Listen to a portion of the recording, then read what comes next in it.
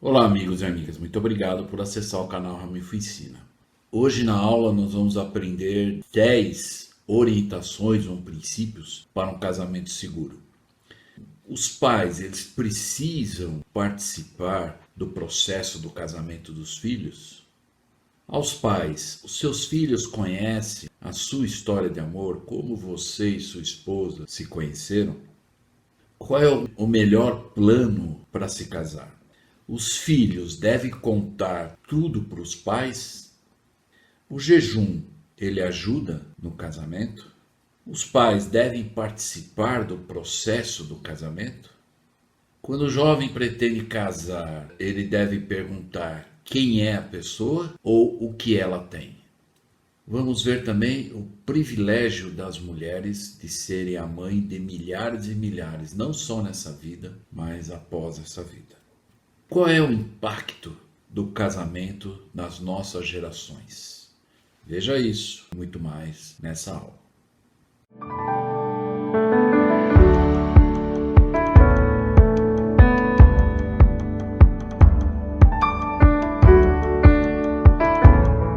Olá, amigos e amigas. Então, hoje nós vamos aprender nessa aula de Gênesis 24 a 27. E eu gostaria de, nessa primeira parte, nós vamos ficar no capítulo 24. O capítulo 24 ele é uma história, o que eu considero uma história de amor.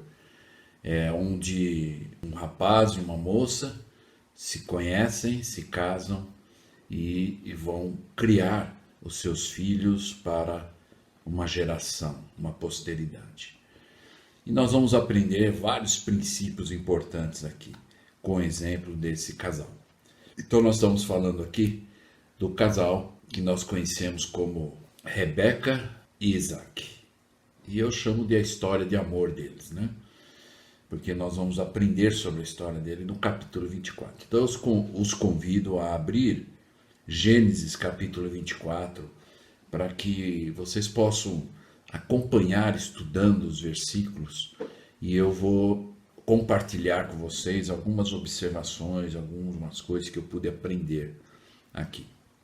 Então nós vamos, primeiro, antes de eu falar um pouco dos princípios, eu queria, algo que eu aprendi durante os anos que eu trabalhei no sistema educacional da igreja, e eu aprendi algo que muitas coisas que nós aprendemos da doutrina, dos princípios e as aplicações, e quando nós recebemos orientações também, tem duas palavras, ou eu chamaria de verbos de ação, né? Quando nós ouvimos e aprendemos, nós adotamos.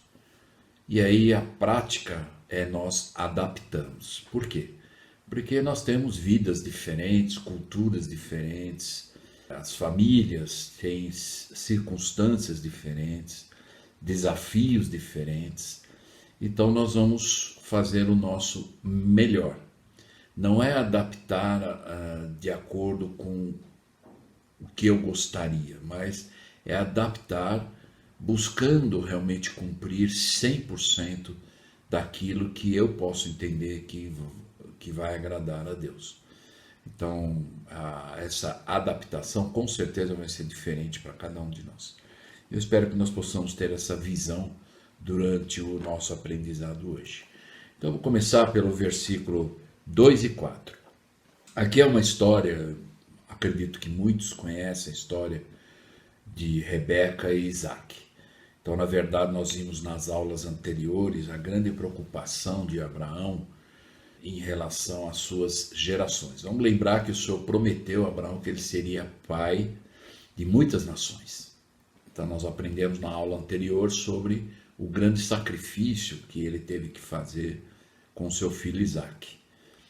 Claro que alguém vai dizer, não, mas ele não fez o sacrifício. Na verdade ele fez.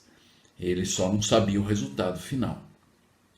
Nós, na verdade, conhecemos a história, o início até o fim. Então nós sabemos o que aconteceu. Mas se nós nos colocarmos no lugar de Abraão, nós vamos entender que ele foi obediente até o fim. Aí então a promessa de Deus então pôde dizer, através daquele mensageiro, dizer, agora eu sei que você não me nega nada. nem o seu único filho. E com essa promessa, então, Isaac nasceu e, claro que Abraão se preocupou, bom, eu vou ser pai de muitas nações, então precisa ser nações ou gerações dentro do convênio, né? Então nós vimos em algumas aulas anteriores a importância de se casar no convênio, e nós vamos ver esse exemplo aqui. No versículo 2, Abraão ele tinha um servo que se chamava Eliezer, e era um servo de alta confiança dele. Então imagine, ele mandou esse servo em viagem para encontrar uma esposa para o filho dele. Então Abraão disse para esses servos, o mais velho da casa, que tinha governo sobre tudo o que possuía, e ele disse: põe agora a tua mão debaixo da minha coxa. Vamos entender aqui, se nós formos ver em cima da palavrinha coxa, tem a letrinha B que nos remete ao rodapé. Então nós vamos ver lá, capítulo 24, letra B. Aí fala a mão. Ou seja, põe a mão sobre a minha mão ou debaixo da minha mão. É como você às vezes fazer ou combinar alguma coisa com alguém, dar a mão para ela e dizer, ok, fechado. Aqui a tradução ficaria meio incoerente, estranho, né? Olha, põe a mão embaixo da minha coxa, né? Para dizer que vai cumprir, né, o que eu estou pedindo para você. Então nós devemos entender que Abraão pediu aqui para ele dar a mão para ele, um aperto de mão de um compromisso assumido. No versículo 3 ele diz: para que eu te faça jurar pelo Senhor, Deus dos céus e Deus da terra, que não tomarás para meu filho mulher das filhas dos cananeus, no meio dos quais eu habito. Então ele disse: olha, eu vou te mandar lá, mas por favor, eu não quero que você me indique ou traga uma mulher que seja filha do cananeu. Aí nós vamos também lá no rodapé entender isso. Em cima da palavra mulher, no versículo 3, lá no rodapé diz: casamento entre pessoas de religiões diferentes. Então ele falou: olha, eu não quero uma esposa para o meu filho fora do convênio, ou que não seja membro da igreja, ou que não tenha convênios, pelo menos desde as águas do batismo, né? Então é isso que ele pediu para esse servo, né?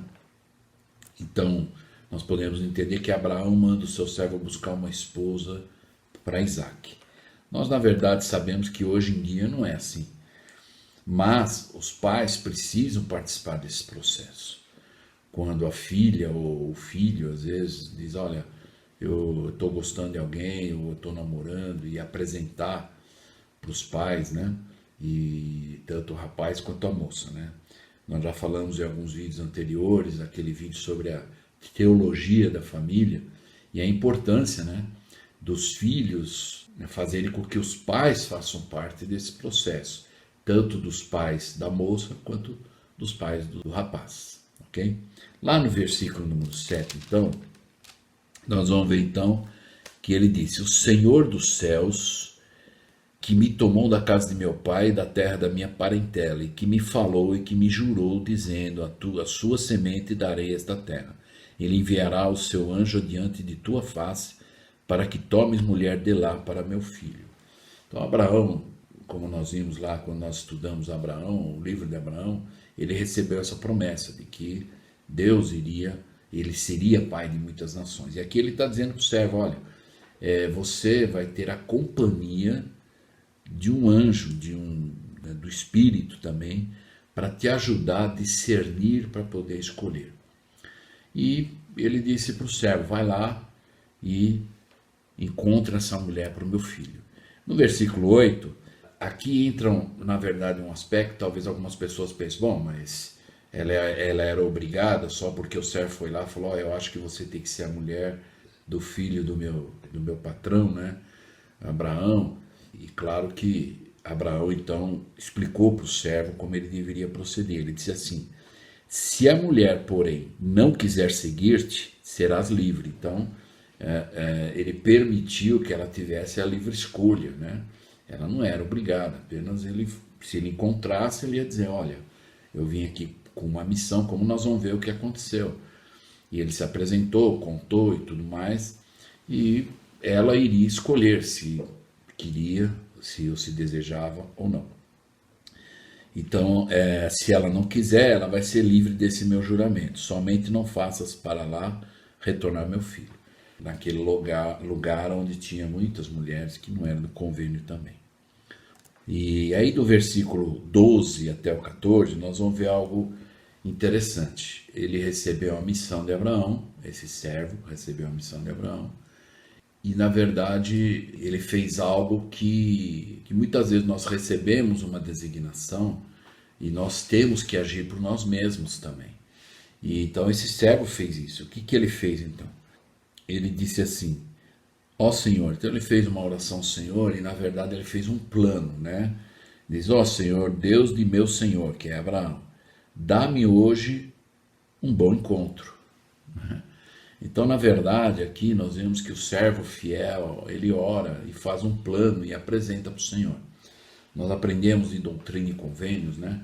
Se nós abrimos lá na seção 9, vamos lembrar aqui de que o profeta Joseph Smith e Oliver Cowdery, e Oliver, ele queria ser também um tradutor como Joseph, né? E ele insistiu e pediu para o profeta Joseph orar ao Senhor. Nós vamos ver isso lá no capítulo, ou melhor, na seção 8, né? De que Oliver queria ser o tradutor. E aí ele orou e o Senhor disse: ok, antes de ler o versículo número 7 aqui da seção 9, Oliver, então, o Senhor falou: ok, você vai poder ser o tradutor. Só que o Senhor esperou que ele agisse, né? Que ele fizesse alguma coisa para chegar naquele ponto. Mas ele não fez nada, ele achou que ele receberia isso, né? Como às vezes algumas pessoas pensam: eu não vou estudar a escritura, mas quero ter conhecimento. Não vai ter, né? Não vai acontecer assim. E aí então ele não recebeu, e ele tentou fazer a tradução, mas não conseguiu. Aí vem a sessão 9, foi quando ele insistiu para o profeta José: olha, pergunta para o senhor por que eu não estou conseguindo traduzir. E aí a partir do versículo 7 o senhor respondeu: eis que não compreendeste, supuseste que eu o concederia a ti, quando nada fizeste a não ser pedir-me. Então ele falou: Oliver, você achou que você ia receber assim. Então, olha, você não entendeu, você não compreendeu, né? Mas aí no versículo 8 ele diz: mas eis que eu te digo que deves estudá-lo bem em tua mente. Depois me deves perguntar se está certo. E se estiver certo, farei arder dentro de ti o teu peito. Portanto, sentirás que está certo. E aí então o Senhor diz para ele: você tem que fazer a tua parte, você tem que estudar, você tem que procurar, né? Depois então que você fizer o plano, você me pergunta: olha, tá bom? E aí o Senhor então, se o plano tá bom, dentro da capacidade que o Senhor conhece de cada um de nós, como ele conhecia o servo também aqui, ele diz aqui o que ele sentiria como confirmação. Ele diz: farei arder dentro de ti o teu peito, portanto sentirá que está certo. É um sentimento de paz, de tranquilidade e na verdade é uma resposta: olha, né, siga em frente, tá? Mas se for ao contrário, se não for um plano bom, né, se não for um plano, e aí o Senhor diz no 9, mas se não estiver certo, se o plano estiver muito bom, né, não terás tais sentimentos de paz, né, de uma continuação, vai em frente.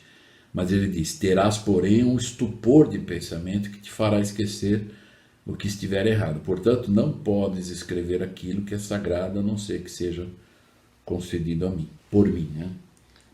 Então esse servo, ele fez um plano. Ele disse assim: Senhor, me dá hoje um bom encontro. E ele até foi, eu vou dizer, ousado, né? Que ele fez um plano. E ele disse assim: olha, e faze benevolência a meu Senhor.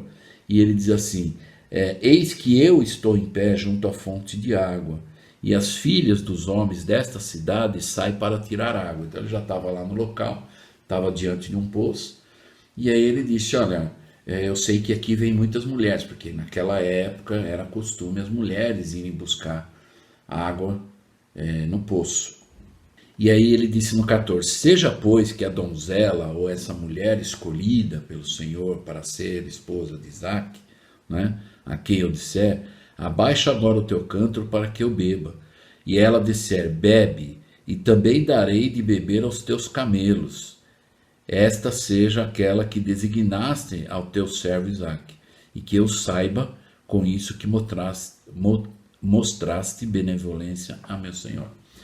Então ele planejou, ele falou assim, ó, aquela que vier e eu pedir para beber, ela vai me dar de beber e também vai se oferecer a dar água para os camelos.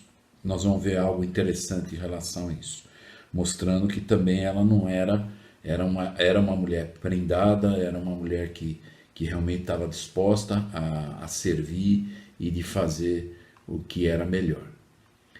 No versículo 15 e 16, ele diz, e sucedeu que antes que ele, o servo, acabasse de falar, eis que Rebeca, que havia nascido de Betuel, que era o pai, filho de Milca, mulher de Naor, irmão de Abraão, saía com o seu cântaro sobre o seu ombro. Então, antes dele falar, antes dele terminar o plano, já apareceu Rebeca lá com o cântaro, né? E aí no 16, diz lá, e a donzela era muito formosa à vista. Nós já vimos nas escrituras o caso de Sara, né? Inclusive nós vamos ver depois que no capítulo 26 aconteceu a mesma experiência com Isaac e a Rebeca, que eles se casaram e tudo, e teve a mesma experiência que Abraão e Sara. Eles estavam numa terra onde havia alguns faraós, e aí ela teve que dizer que era irmã dele também. Virgem, a quem o homem não havia conhecido, e desceu à fonte, e encheu o seu cântaro e subiu. Não é? Então aconteceu exatamente conforme o plano em que o servo do Senhor lá pediu, olha, Senhor, por favor, que aconteça dessa forma, né? E no versículo 17, então, nós vamos ver o que aconteceu. Então o servo correu-lhe ao encontro e disse, ora, deixa-me beber um pouco de água do teu cântaro. E aí vamos ver o que aconteceu. E ela respondeu lá para ele no 18. E ela disse, bebe, meu senhor. E apressou-se e abaixou o seu cântaro sobre a sua mão e deu-lhe de beber. Aí então ela fez exatamente que inclusive eram mulheres educadas, né? E como era de costume, ela serviu um pedinte, né? Embora não conhecesse ele. E aí nós vamos ver o que aconteceu lá no versículo 19. E acabando ela de lhe dar de beber, disse, tirarei também a água para os teus camelos, até que acabem de beber. Algo interessante aqui, que a Rebeca falou a palavra-chave, né? Quando no plano do servo, ele disse, Senhor, se eu pedir a água para ela, ela vai me dar de beber, e ela ainda vai dizer que vai dar água para os camelos. Então, quando ela falou essa palavra, olha, vou dar, é a palavra-chave, camelos, né? Então, nós vamos ver algo muito interessante aqui, que mostra realmente a importância, né, de ser a escolhida. No versículo 20 diz, e apressou-se, esvaziou seu cântaro no bebedouro, e correu outra vez ao poço para tirar água, e tirou para todos os seus camelos. Então nós vemos aqui que ela não era, vamos dizer assim, preguiçosa, né? Talvez ela fale, não, é muito camelo, né? Então vamos entender aqui um pouquinho que eram 10 camelos, né? Então um camelo pode beber de 106 litros de água, podendo chegar a 170 de uma só vez, dependendo do tamanho do animal. E aquele servo tinha 10 camelos. Vamos ver algumas coisas aqui importantes. Então, lembra que ela tinha o cântaro, né? O cântaro, na verdade, ele comportava 12 litros e meio, esse cântaro, né? Então, ela teve, para dar água para os camelos, imagina, ela tinha um cântaro que só tinha 12 litros. Vamos lembrar que os camelos podiam tomar até 170 litros de uma vez só. Então, na verdade, fazendo a conta, nós vamos ver aqui que para saciar um camelo grande, que toma 170 litros, são necessários 13 cântaros e meio. Isso somente para um camelo. Então, imagine 13 cântaros e meio para realmente saciar um camelo. Agora, se nós formos fazer aqui a conta, lembrando que eram 10 camelos, então nós vamos aqui multiplicar, vai dar 1.060 litros de água, podendo chegar a 1.070 de uma vez só. Então, para os 10 camelos, né? Agora, no total, quanto tempo ela ficou para poder, na verdade, saciar a sede desses camelos todos, né? Então, para saciar os 10 camelos grandes, que tomam 1.070 litros, são necessários 85 cântaros e meio.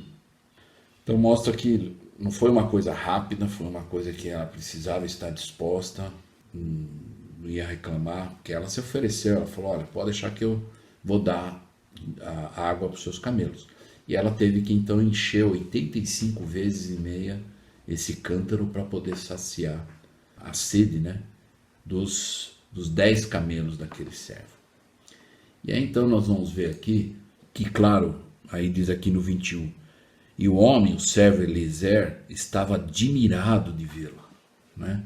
Uma moça, uma mulher que deu água de beber para ele, já foi algo educado, algo, né, que fazia parte da cortesia da época, e ela também se ofereceu conforme o plano que ele disse para o Senhor, olha, aquela mulher que oferecer da água de beber para os camelos, e apareceu, e ela viu quantos camelos tinha. Talvez antes, se ela não estava disposta a fazer aquilo de verdade, ela olharia o número de camelos e falar, não, eu não vou oferecer não.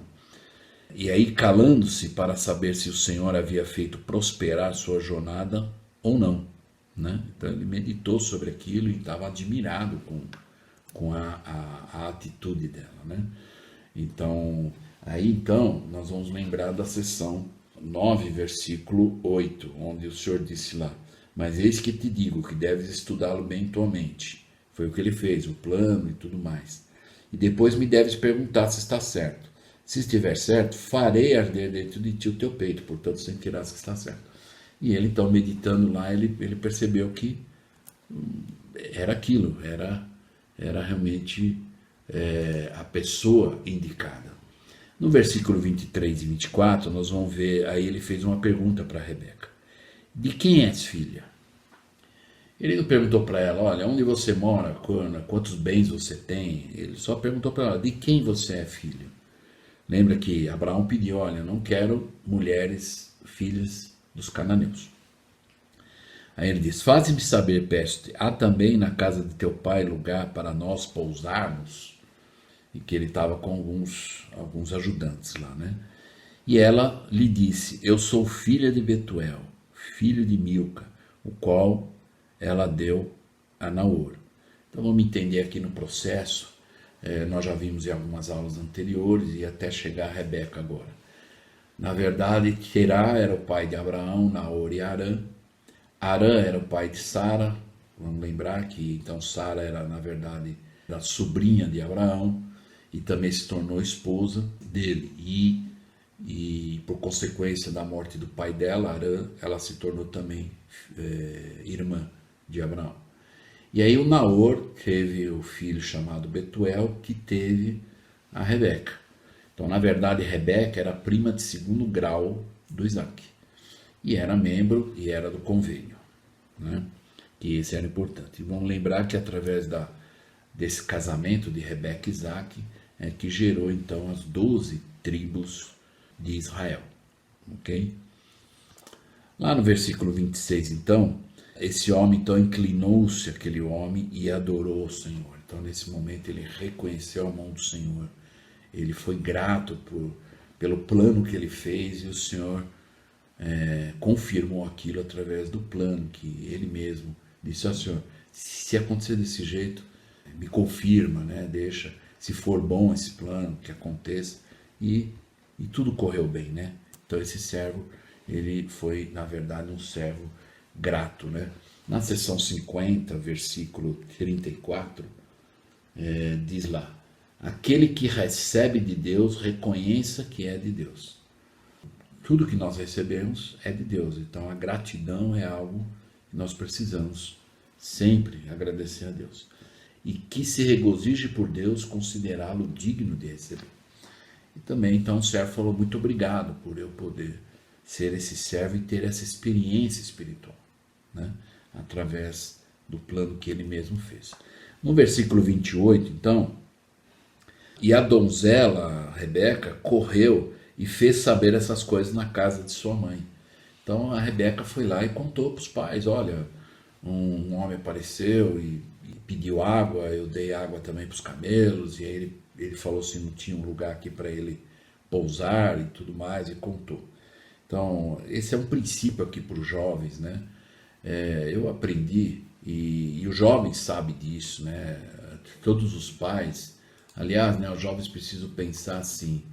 Eu diria para os jovens que estão me ouvindo aqui, que essas águas que vocês estão pisando agora, seus pais já nadaram há muito tempo. Então, a experiência dos seus pais, eles sabem como ajudar vocês, eles sabem como ouvir vocês, né? Então nós vemos aqui que a Rebeca contava tudo para os seus pais. No mandamento dos 10 mandamentos diz: honra teu pai e tua mãe. Então existe uma receita muito simples para os jovens entender o processo. Então, se tiver alguma coisa, jovem, rapaz e moça que estiver me ouvindo, que você não pode contar para os seus pais, esteja certo, tem alguma coisa errada. Tem alguma coisa que não está certo. Não vai dar certo. Pode ter certeza, é uma receita infalível, não é? Então, se algum amigo ou amiga, entre aspas, tentar lhe convencer de que, olha, nós vamos fazer isso e tal, mas seus pais não podem saber, então já está errado. Tem coisa errada. Pode ter certeza, talvez você não esteja vendo no momento, mas se você aceitar aquilo de não contar para os pais, porque se você contar para os seus pais falam: peraí, tem alguma coisa estranha aqui. E os seus pais vão ajudar você a ver ou ter a visão daquilo que eles entendem que, olha, pode ser que aconteça isso, pode ser que esse caminho é assim. E aí você então vai ver que, né, talvez você não viu aquilo a princípio, mas agora você consegue reconhecer. Então, aqui um princípio muito importante, rapazes e moças. Tudo, seja coisa boa ou não boa, conte para os seus pais. Eles vão ajudá-los, eles vão apoiá-los, não no erro, né? Mas eles vão apoiá-los a você sobrepujar, a resolver, até se passar por um processo de arrependimento, mas eles vão ajudar. Então, lembre-se dessa receita. Se eu não puder contar para meus pais, tem alguma coisa errada, ok? E vai dar bem. E Rebeca, ela já tinha esse costume, né? Tudo que acontecia, ela ia e contava para os pais, né? E isso é bom. No versículo 33, nós vamos ver: e depois puseram comida diante dele, do servo, né? Então eles receberam o Eliezer lá, falou: ó, você pode ficar aqui, não tem problema. E ainda deram comida para ele. Nós vamos ver alguns versículos anteriores também. Diz que lá no versículo 30, né? Ele contou que ele veio com uma missão de Abraão para encontrar uma esposa e tudo mais. E aí ele fala sobre a fonte de água, né? Nós vamos ver um pouquinho mais adiante. E aí então a família de Rebeca serviu o alimento para ele. Mas ele estava de jejum, estava jejuando quando ele fez o plano, apresentou para o Senhor. E aí ele disse assim: não comerei até que tenha dito as minhas palavras. E ele disse, o pai, né? E aí o pai dela disse: então fala. Então ele disse: eu sou servo de Abraão. E aí, aqui do versículo 35, né, nós vamos ver que é uma repetição do que aconteceu. Então ele contou tudo: olha, eu vim lá de Abraão, eu fiz um convênio, ou eu fiz um plano com Deus, e aconteceu exatamente, eu estou de jejum por causa disso, né? E Deus fez com que isso acontecesse. Então, até o versículo 49, do versículo 34 a 49, ele repete essa história toda. Lá no versículo 51 diz: e eis que Rebeca está diante da tua face, toma e vai-te, seja ela mulher do filho de teu senhor, como disse o Senhor.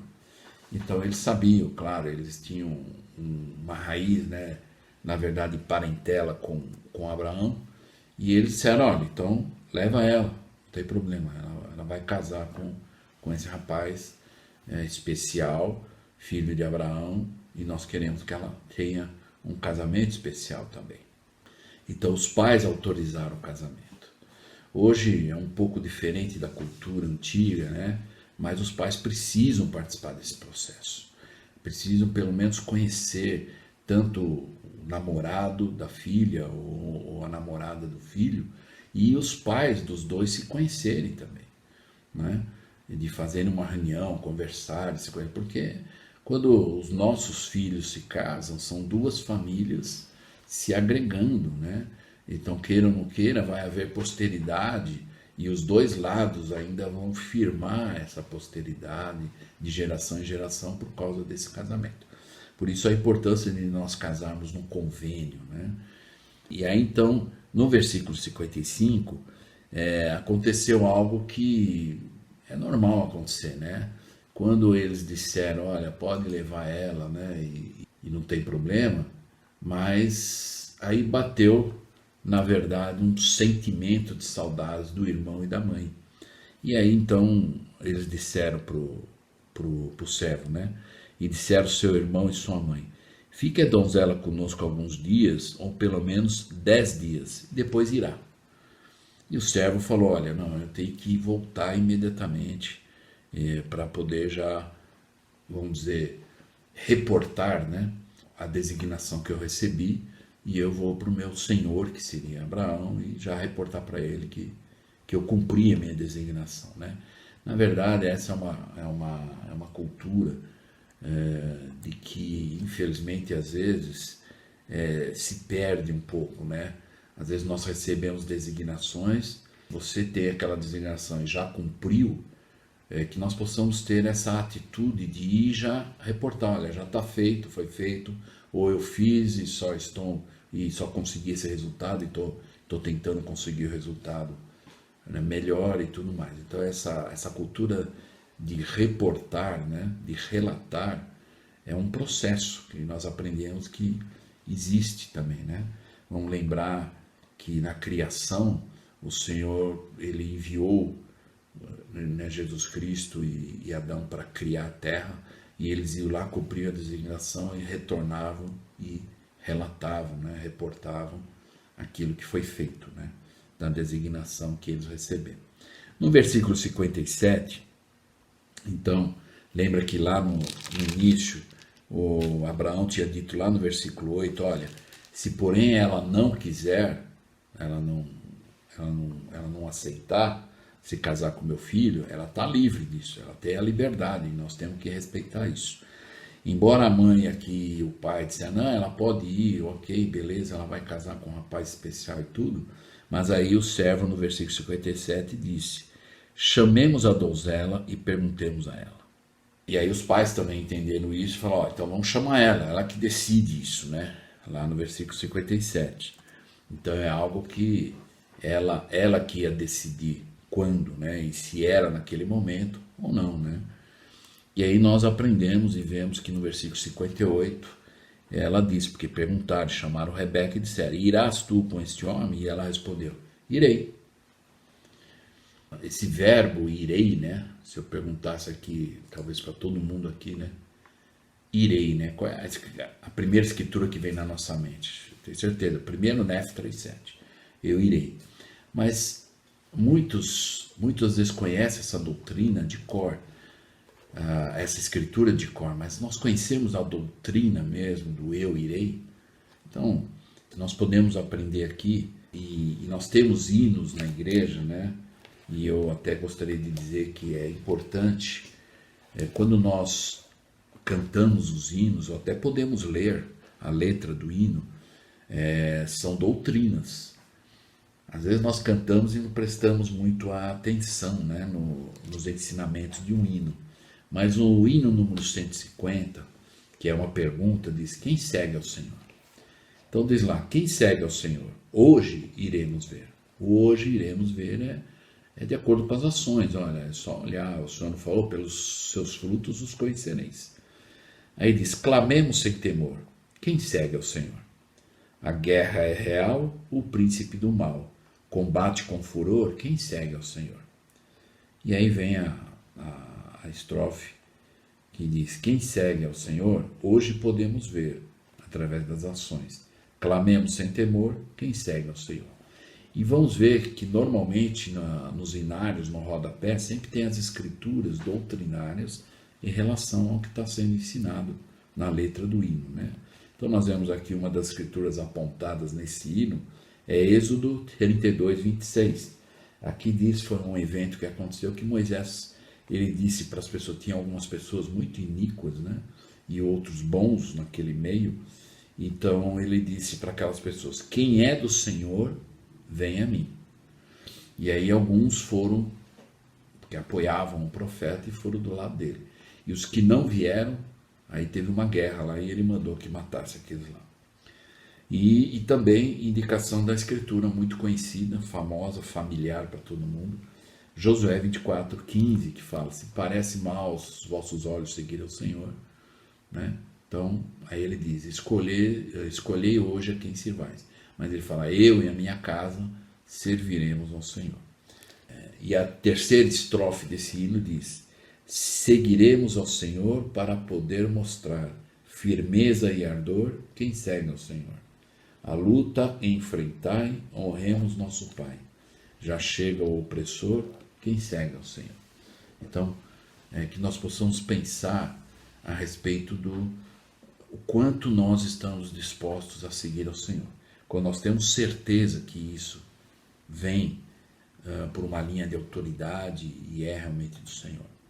Existe uma escritura em Isaías muito interessante, que o Senhor fala lá no 52, 5 e 6. Ele diz lá: portanto, meu povo saberá o meu nome, por esta causa, naquele dia, porque eu mesmo sou o que digo, eis-me aqui. Então o próprio Senhor está dizendo assim: eis-me aqui também, eu irei, né? Eis-me aqui, pode mandar que eu vou. Quando vamos lembrar que no plano o próprio Pai perguntou: a quem enviarei para executar o plano? E quando Jesus Cristo se apresentou, ele diz: eis-me aqui, né? Eu irei. Né?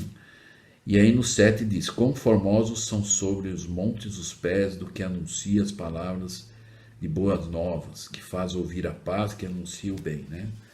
Então, que nós possamos incorporar isso, né? Quando nos é pedido, né, algo e nós temos certeza que isso é a vontade de Deus, que nós possamos dizer: eis-me aqui, né? Uma outra escritura interessante que eu gosto muito está em Mateus. Essa é uma escritura que muitas pessoas às vezes não compreendem, mas é até de certa forma eu chamaria um consolo. Consolo de que maneira? Versículo 28 a 32. Mas que vos parece? Um homem tinha 2 filhos, e dirigindo-se ao primeiro, disse: filho, vai trabalhar hoje na minha vinha. Ele, porém, respondendo, disse: não quero. Mas depois, arrependendo-se, foi. E dirigindo-se ao segundo filho, falou-lhe de igual modo, e respondeu ele e disse: eu vou, Senhor. E não foi. Aí ele faz uma pergunta: qual dos 2 filhos fez a vontade do pai? E disseram-lhe eles: o primeiro. E disse-lhe Jesus: em verdade vos digo, que os publicanos e as meretrizes vos precedem no reino de Deus. Por que ele disse? Ele está falando isso para os judeus. Então, os judeus estavam com Cristo, estavam vendo milagres, vendo as ações, os ensinamentos de Cristo, e não aceitaram. E aí, por isso que ele fez essa comparação. Ele disse que os publicanos e as meretrizes precediam eles, porque eles ouviram e aceitaram. E no 32 ele explica isso. Porque João Batista veio a vós no caminho da justiça, e não crestes nele. Mas os publicanos e as meretrizes creram. Vós, porém, vendo-me, né? Isso, nem depois vos arrependeres para nele crer. Que é um princípio. Às vezes a gente pode até dizer: eu não vou. E aí, não, eu tenho que fazer, eu vou. Então, o importante é que nós possamos nos arrepender, talvez se dissermos não para aquilo que a gente sabe que é a vontade de Deus, e fazer. Então, vai ser contado a ação, né? Pior do que daquele que falou: não, pode deixar, né? Às vezes tem pessoas que não, pode deixar que está feito. E no final e no momento que aquilo que teria que estar feito não está, né? Infelizmente. Então, que nós possamos ser esse tipo de pessoa, né? Uma outra escritura que eu aprecio muito é a história que está em 1 Samuel, né? 1 Samuel, aqui, na verdade, Samuel, ele era menino e tudo, e a mãe dele queria que ele servisse no templo. E ele foi levado para o templo já como menino, né? E aqui conta uma experiência, no capítulo 2, que eu os convido depois a ler completo, né? Nós vamos ver aqui que havia um homem chamado Eli. Esse Eli, ele era o presidente do templo. E ele tinha 2 filhos, mas os 2 filhos dele eram iníquos. E eles eram associados, ou eles gostavam, como diz lá no 2:12. Porém, os filhos de Eli eram filhos de Belial, né, e não conheciam o Senhor. O Belial, que seria aquele Deus, né, que eles adoravam, né? E aí, na verdade, Samuel nasceu e tudo, e ele foi levado ao templo, né? No versículo 34, o Senhor já tinha dito a Eli, né? E isto te será por sinal, a saber, o que sobrevirá a teus filhos, os teus 2 filhos, Ofni e Finéias, ambos morrerão no mesmo dia. Então o Senhor disse, olha, pela iniquidade deles, se eles não se arrependerem, eles vão morrer. E aí então aconteceu que, na verdade, Samuel estava no templo e Eli foi dormir, Samuel também foi dormir. A partir do capítulo 3, versículo 4, então, na verdade, Samuel estava quase pegando sono e ele ouviu uma voz que disse, o Senhor então chamou Samuel e disse, e o Samuel levantou e falou, eis-me aqui, eu irei. E ele correu para Eli, porque ele ainda não tinha, na verdade, a sensibilidade espiritual para entender que era o Senhor que estava falando com ele. E ele correu na presença do Eli e falou, eis-me aqui. E o Eli falou, olha, eu não te chamei, volta lá dormir, né? No versículo 6, então, aí novamente o Senhor chamou Samuel e ele falou, eis-me aqui. E aí então no 7, né, porém, diz aqui, né, Samuel ainda não conhecia o Senhor, e ainda não lhe havia sido manifestada a palavra do Senhor. E o Senhor, pois, tornou a chamar Samuel pela 3ª vez. E ele se levantou e foi Eli e disse, eis-me aqui, por que tu me chamaste? Então entendeu Eli que o Senhor chamava o jovem. Agora, imagine ele, né? Eli já era um homem de idade, e na 2ª vez, quando ele ouviu a voz, já na primeira, ele falou, não te chamei, vai dormir.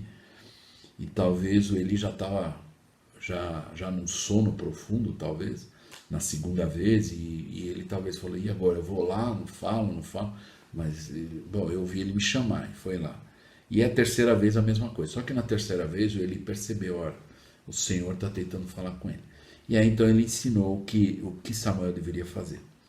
Então ele disse, quando você novamente ouvir essa voz, você vai dizer, eis-me aqui. Aí você ouve o que o Senhor tem a dizer para você, né?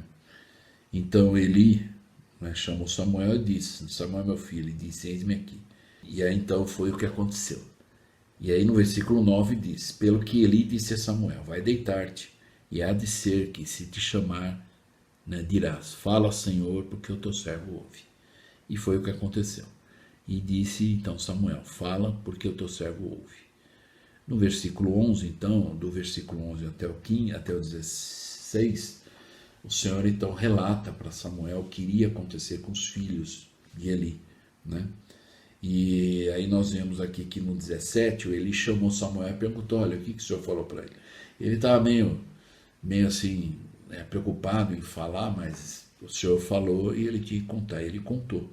E aí ele reconheceu que realmente os filhos dele estavam em iniquidade, né?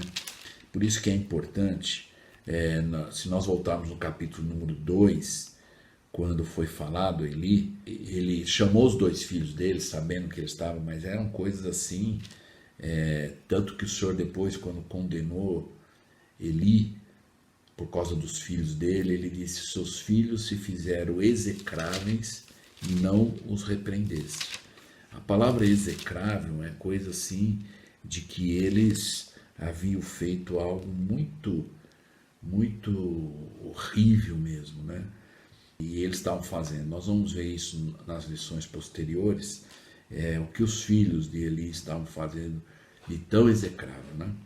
E aí ele chamou os dois filhos dele, no versículo 23 do capítulo 2 de 1 Samuel, e ele disse: por que fazeis essas coisas? Porque ouço de todo este povo os vossos maus atos. Não, filhos meus, porque não é boa fama esta que ouço, fazeis transgredir o povo do Senhor. Então, como Eli era um líder, né, um presidente do templo, isso de uma certa forma prejudicava Eli, né? Então, lembrar a importância do casamento, a importância de alguns padrões elevados e importantes a serem feitos. E aí, encerrando essa parte, nós vamos ver aqui que a Rebeca, então, foi, né, junto com o servo, para conhecer Isaac. E aí diz lá que quando, lá no versículo 63, diz: Isaac saíra a orar no campo à tarde, levantou seus olhos e olhou, e eis que os camelos vinham. Então ele viu que o servo estava voltando, e ele sabia que o servo tinha saído em missão para encontrar uma esposa para ele. E no versículo 64 diz: Rebeca também levantou seus olhos e viu Isaac, e lançou-se do camelo, e disse ao servo. Então ela fez uma pergunta para o servo no versículo 65: quem é aquele homem? É interessante, né? Ela não perguntou, olha, quantos bens ele tem, né? Mas ele perguntou, quem é ele? Né? E aí o servo então disse: este é o meu senhor. Então tomou ela o véu e cobriu-se, que era costume, né? E o servo contou a Isaac todas as coisas que fizeram, né? E no 67, vamos dizer assim, um final, né, na verdade, feliz. No versículo 67 diz: Isaac levou a tenda de sua mãe Sara e tomou Rebeca, e ela foi-lhe por mulher, e ele a amou. Assim Isaac foi consolado depois da morte de sua mãe. Como nós vimos no versículo 23, que a mãe de Isaac, Sara, havia já, na verdade, falecido, né?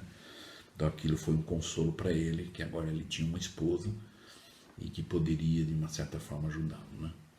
E aí, então, a própria família, né, da Rebeca, quando aceitou que ela casasse, e disse, né, ela irá, e a família disse assim para ela, né: se tu a mãe de milhares, e o que isso representa, né?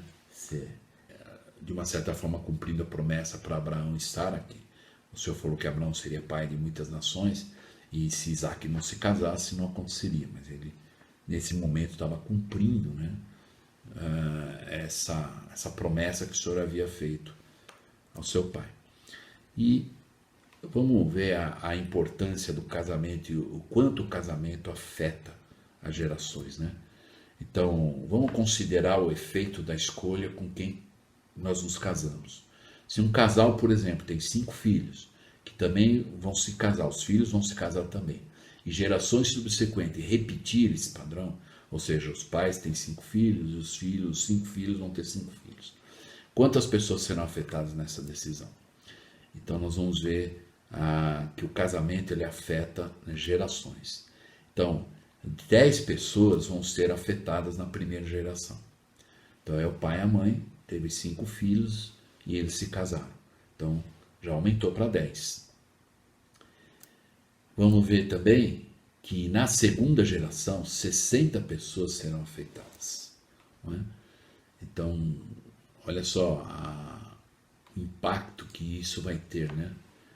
Na terceira geração, 310 pessoas vão ser afetadas por causa se casarem no convênio, né? E na quarta geração, 1.560 pessoas vão ser afetadas. Então imagine, por isso que o Senhor, Abraão se preocupou muito de Isaac se casar com uma mulher que era do convênio, né? Então de geração em geração, isso iria afetar todas as pessoas, né, depois dele. Então, sobre algumas coisas sobre o ensino eficaz, o irmão Bruce B. Clark, que é um professor administrador, ele disse o seguinte: a melhor garantia contra o mau comportamento é o bom ensino. E isso é verdadeiro em todos os níveis de ensino. Se o ensino for suficientemente bom, os alunos prestarão atenção e reagirão bem. Quando os alunos se tornam entediados, desobedientes, a melhor solução não é endurecer as regras, mas sim melhorar o ensino, né? E o Jod Boyk-Packer, né, como nós conhecemos, ele ensinou: a verdadeira doutrina, quando entendida, modifica as atitudes e o comportamento. E o estudo das doutrinas do Evangelho transformará positivamente o comportamento com mais rapidez do que o estudo do próprio comportamento. Então, muitos líderes hoje, infelizmente, estão tentando ensinar comportamento, ao invés de ensinar doutrina.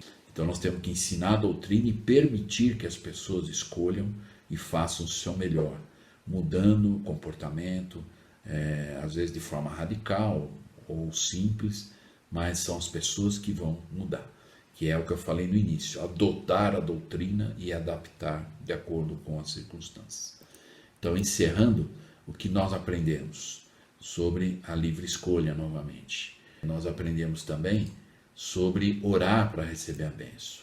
Aprendemos de as mulheres e os rapazes serem os eleitos, né? Conquistando atributos de elevada posição. Contar tudo para os pais é outro princípio. Jejuar para receber revelação é um princípio. Os pais autorizar o casamento dentro da cultura atual, mas os pais participarem desse processo, né? Não procrastinar o casamento, né? Como nós vemos aqui, Rebeca disse: eu irei, né? Sendo que está tudo pronto, na idade apropriada e tudo mais. Outra coisa importante é: seja decidido, vá e faça, né? E entre o ser e ter, vamos lembrar que Rebeca perguntou: quem é aquele homem? Não o que ele tem, né? E amar a escolha que você fez. Então, encerrando essa primeira parte da aula, espero que eu possa ter ajudado e que nós possamos ter entendido e compreendido, né? Esses são os 10, né, princípios que nós podemos aprender estudando essa história de amor de Rebeca e Isaac. Espero que eu possa ter ajudado com esses princípios identificados e até a próxima aula.